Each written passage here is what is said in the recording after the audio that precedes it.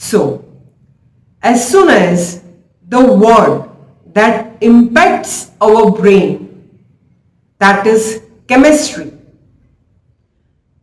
which is the first impact that we have on our brain. So, chemistry means study of chemicals. What do you understand by study of chemicals?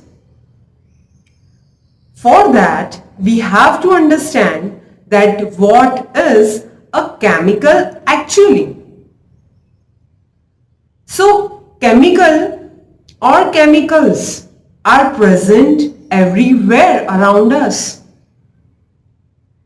From the beginning of our day, that means from the toothbrush to the night, whenever we use any kind of bed sheet or blanket, it is made up of one or another type of chemical. Even if you take a look on a food, so food also contains one or another type of nutrition values. This kind of nutrition values came from the structure which is present in the food. For an example, proteins. For an example, carbohydrates. For an example, fat, and even vitamins and minerals, which are very, very necessary for all of us. So, this study of all these types of materials, which is known as chemicals, we will deal with a branch of science. The branch of science which deals with study of chemicals is known as chemistry. Now, when we talk about chemistry, at that time, here, as I said, we will deal with the chemicals. We deal with different kinds of fields like petrochemical field, pharmaceutical field, dyeing industry, food industry, polymer industry, etc. These are a few examples only. We actually go through various types of applications where the chemicals are used in a huge amount. So, now let's move ahead, and here we will have the branches of chemistry. How many branches are actually there? So when we talk about this particular word chemistry, it is typically divided into 5 main branches. So which are these 5 main branches of chemistry? Let's take a look on it one by one.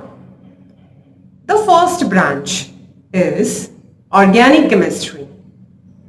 Second branch is inorganic chemistry. Then we have a third one which is known as physical chemistry.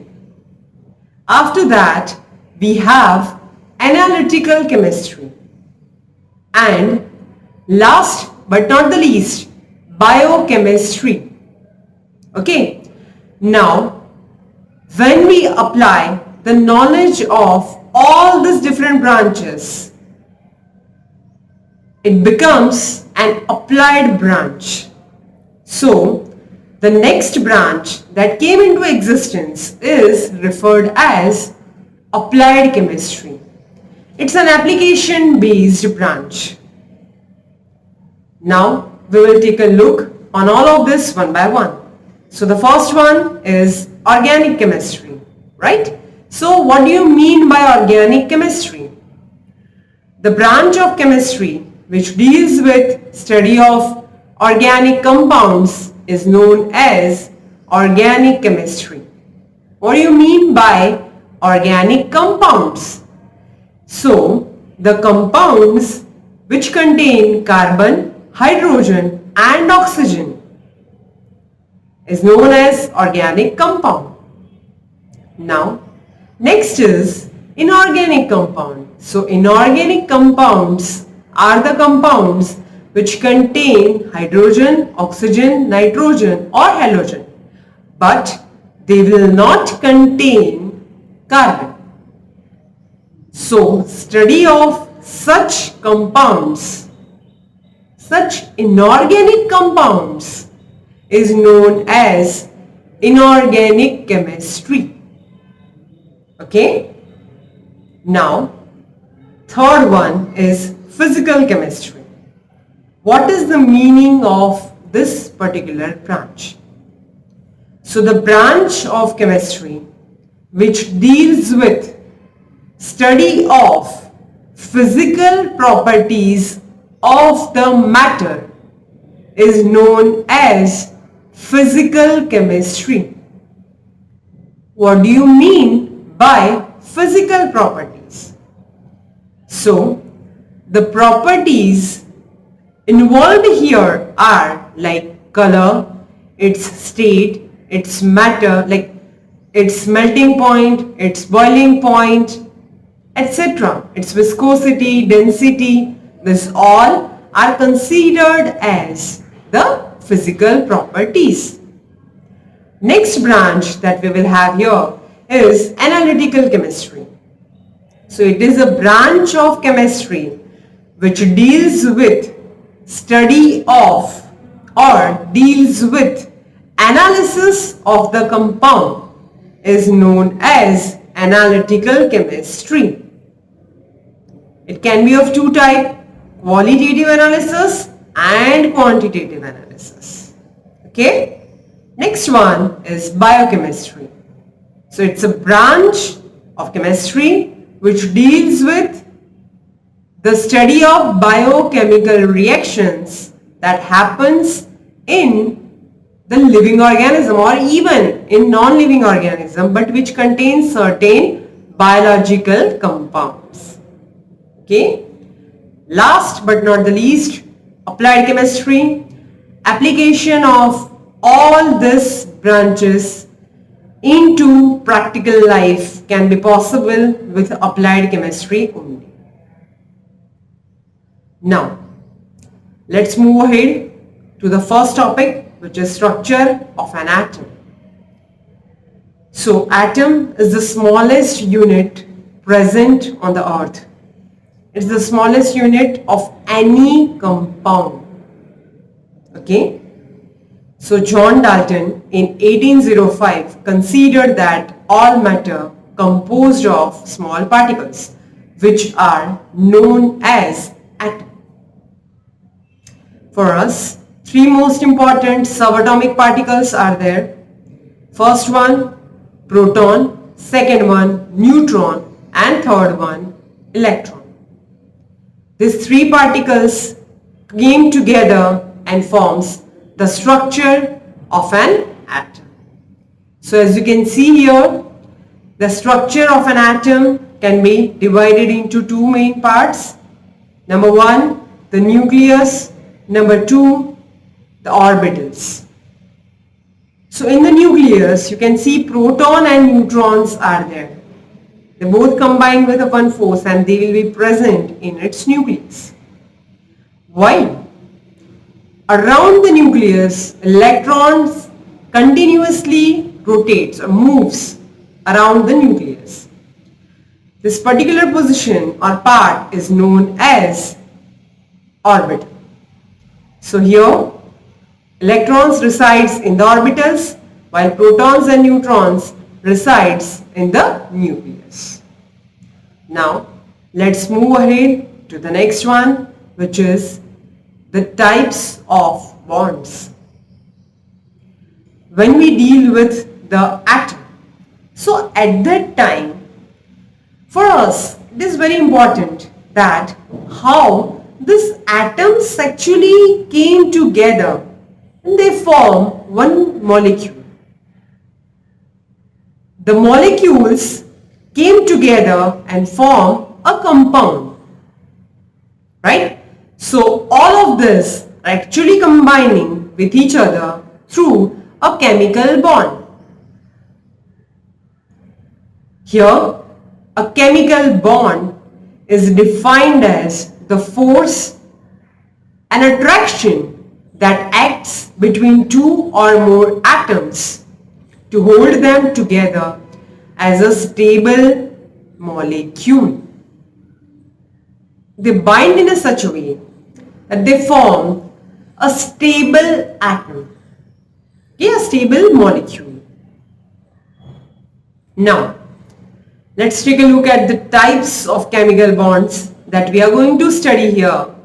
Number 1, ionic or electrovalent bond. Number 2, covalent bond. Okay. Number 3, coordinate covalent bond. As we know that, we can know it as this only. Fourth one is the metallic bond. And last but not the least, hydrogen bond, which is present in abundance everywhere around us. Okay? Let's take a look on it one by one. Here, the first type of bond that we will take a look is an ionic or electrovalent bond.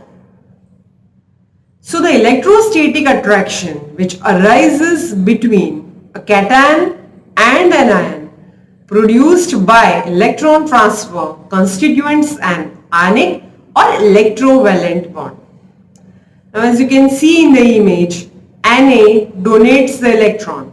So it becomes positively charged. It becomes Na plus. Now Cl accepts the electron. So Cl becomes minus. So Na plus and Cl minus both get attracted towards each other. And an ionic bond formation occurs.